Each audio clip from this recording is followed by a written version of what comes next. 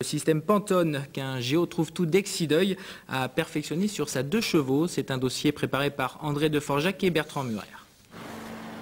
Lorsqu'on a la mécanique dans la peau et si on est sensibilisé par l'état d'empoisonnement de l'atmosphère et les différentes pollutions qui s'ensuivent, on peut se pencher sur le moteur de son véhicule, comme Fabrice Donzo, un sapeur-pompier professionnel, qui pour 50 € et quelques heures de patience, a joué la carte de l'économie d'énergie grâce à un procédé tout à fait légal.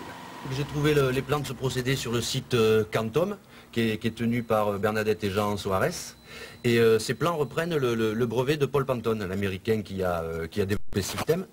Et alors là, il ne s'agit pas exactement du système Pantone, c'est du Pantone modifié. On peut dire que cette 2 chevaux est pantonnée. Dans le principe, on détourne les gaz d'échappement via un tube plongeur qui descend jusqu'au fond du bulleur. Le bulleur, c'est juste une réserve d'eau. Et la vapeur d'eau et les gaz d'échappement qui ont servi au bullage sont respirés par la dépression du moteur, passent à travers le réacteur Pantone. C'est à ce niveau-là qu'avec la haute température et le croisement des gaz, il se produit un champ électrostatique qui modifie la vapeur d'eau et les gaz d'échappement qui ont servi au bullage et qui permet d'en faire un gaz combustible. Un gaz combustible gratuit, autoproduit en roulant. En fait, un procédé hybride offrant 20 à 50 km de plus pour une voiture moyenne. Restait à vérifier ce procédé auprès d'un professionnel. Nous avons fait un contrôle où le CO qui sur une 2 chevaux en théorie est assez élevé puisque c'est une voiture qui n'est pas réputée pour son modèle économique, est à 0. Chose exceptionnelle pour un véhicule comme ça. Elle est aussi bien qu'un véhicule catalysé. Alors pas de risque du côté du service des mines?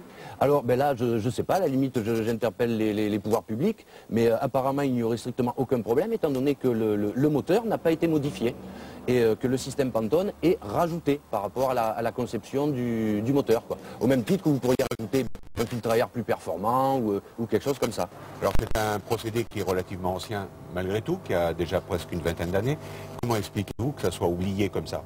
Mais je pense qu'il y a des gens qui ne souhaitent peut-être pas que ce procédé éclate. Et maintenant, il ressurgit avec les coûts des carburants aujourd'hui. Il faut qu'on trouve tous des solutions et surtout encore pour la pollution. J'ai fait plus de 5000 km avec depuis. Ce que j'ai constaté, alors mis à part la dépollution, c'est une économie d'essence qui se situe entre 30 et 40%. Alors après, il faudrait des chiffres plus précis et des instruments de mesure plus précis afin de certifier tout ça. Et dans les autres avantages, et là où on retourne encore dans le côté dépolluant du système, c'est que les vidanges d'huile moteur se retrouvent extrêmement espacées et ayant beaucoup moins de carbone, le moteur s'use moins et l'huile moteur, qui sert à la lubrification, noircit beaucoup moins. D'ailleurs, au bout de 5000 km, mon huile moteur a encore presque sa couleur d'origine, je dirais, elle n'est absolument pas noire.